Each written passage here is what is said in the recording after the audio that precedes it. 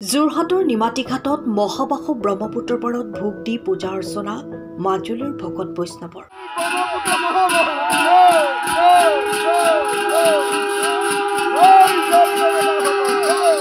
আজিৰে পৰা ৩ বছৰ পূৰ্বে যোৰহাটৰ নিমাতীঘাটত ব্ৰহ্মপুত্ৰৰ বুকুত সংঘটিত হৈছিল এক শোকাবহ নাও দুৰ্ঘটনাৰ, য'ত দুখন নাৱৰ মাজত হোৱা উক্ত দুৰ্ঘটনাত কেইবাজনো লোকে প্ৰাণ হেৰুৱাবলগীয়া হৈছিল। আৰু সেই দুৰ্ঘটনাৰ পাছৰে পৰা ব্ৰহ্মপুত্ৰ নদীৰ বুকুত যাত্ৰা নিৰাপদ হোৱা ব্ৰহ্মপুত্ৰৰ গৰাখহনীয়া হ্ৰাস হোৱাৰ বাবে প্ৰত্যেক বছৰে মাজুলীৰ ভকত বৈষ্ণৱে ব্ৰহ্মপুত্ৰ নদীক সন্তুষ্ট কৰিবৰ বাবে ভোগ দি পূজা অৰ্চনা কৰি আহিছে। সেই অনুসৰি আজি ৩য় বৰ্ষৰ বাবে পুনৰ এবাৰ যোৰহাটৰ নিমাতীঘাটত ব্ৰহ্মপুত্ৰৰ পাৰত ভোগ দি পূজা অৰ্চনা কৰে মাজুলীৰ ভকত বৈষ্ণৱে। আজিৰ পৰা ৩ বছৰৰ আগতে এই মহাবাহু ব্ৰহ্মপুত্ৰ নদীৰ ওপৰত এটি ভয়াবহ দুৰ্ঘটনা হৈছিল, নৌকা দুৰ্ঘটনা। সেই নাও দুৰ্ঘটনাত বহু লোকে ভগৱন্তৰ একান্ত দাস, তেওঁলোক ভগৱন্তৰ একান্ত ভক্ত আছিল। মহাবাহু ব্ৰহ্মপুত্ৰৰ ওপৰত তেওঁলোক লীন গৈছিল, তেওঁলোকে প্ৰাণ হেৰুৱাব লগা হোৱাৰ সেই বিষয়টোত আমি সকলো কেৱল মাজুলীবাসী বুলিয়েই নহয়, সমগ্ৰ অসমবাসী মৰ্মাহত হৈছিল। আৰু তাৰ পিছতেই তেওঁলোকৰ আত্মাৰ সদ্গতিৰ অৰ্থে বাৰ্ষিক কৰ্ম হিচাপে মহাবাহু ব্ৰহ্মপুত্ৰৰ ওপৰত আমি ভোগ প্ৰদান কৰি আহিছোঁ।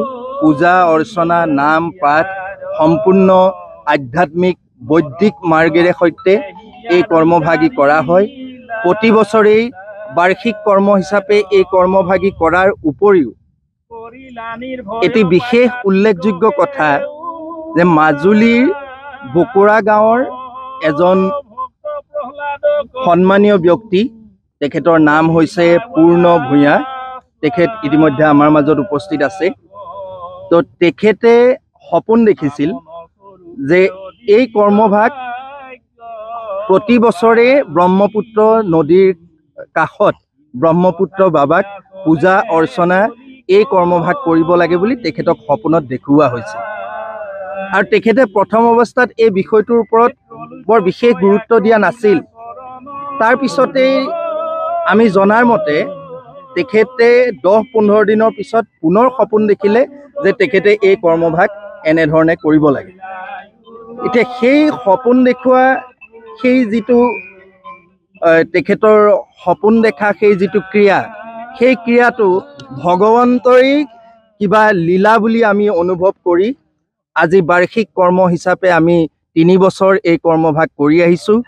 এই কৰ্মভাগৰ মাধ্যমেৰে আমি আশা কৰিছোঁ যিসকলে সেই ভয়াবহ দুৰ্ঘটনাটিত প্ৰাণ হেৰুৱালে তেওঁলোকৰ আত্মাৰ সদ্গতি হওক। ব্ৰহ্মপুত্ৰ বাবাৰ যি ভয়াবহ ৰূপ গৰাখহনীয়া, এই গৰাখহনীয়া ৰোধ হওক। আৰু ইয়াৰ পিছতেই নৌকা যাত্ৰা নিমাতীৰ পৰা কমলাবাৰী, কমলাবাৰীৰ পৰা নিমাতীলৈ এই যি নৌকা যাত্ৰা, এই নৌকা যাত্ৰাত বাট পথৰ কোনো ধৰণৰ অপায় মংগল নহৈ সকলোখিনি বাট পথ সুচল হৈ উঠক, ইয়াকে আমি আশা কৰিছোঁ। আৰু এই আশাৰেই আমি ভগৱন্তৰ শ্ৰীচৰণত ব্ৰহ্মপুত্ৰৰ দুখানি অভয় পংকজত আমি পূজা অৰ্চনা এইখিনি কাৰ্য আগবঢ়াইছোঁ। কৃষ্ণ। এজন নাওদি শ্বহীদ হৈছিলে, আমি কিছুদিনৰ পাছত আমাক সপোন দেখুৱাইছিলে, বুজিলে। তাৰপৰা আমি সপোন দেখুৱাই আমি আহি যেনিবা এতিয়া 5-6খন গাঁও বকৰা হৈ পেলাই যেনিবা আমি মাননি ভাগ আগবঢ়াইছোঁ, বুজা নাই। সপোনত এনেকুৱা এটা দেখুৱাইছে, চব বস্তু মানে দেখুৱাই দিছে। কোন বামুণে আহি পূজা ভাগ দিব তাৰ পৰ্যন্ত দেখুৱাইছে, বুজানে। এদিন তেনেকৈ মই বৰ সপোনত বিশ্বাসটো নকৰিলোঁ। তাৰ 5 বছৰ আকৌ দেখুৱালে, বোলে আপুনি দয়া নকৰিলে এই বোলো মই যাম, বুজা নাই। আকৌ 10 কিলোমিটাৰ পাছত ভোগ দিবলৈ কাৰণে এই মহেন্দ্ৰ শৰ্মা বুলি কয়, এই কমলাবাৰী, তেখেতক গৈ পাই তেখেতে আহি পেলাই এইখিনিতে দিছে প্ৰথম বছৰ।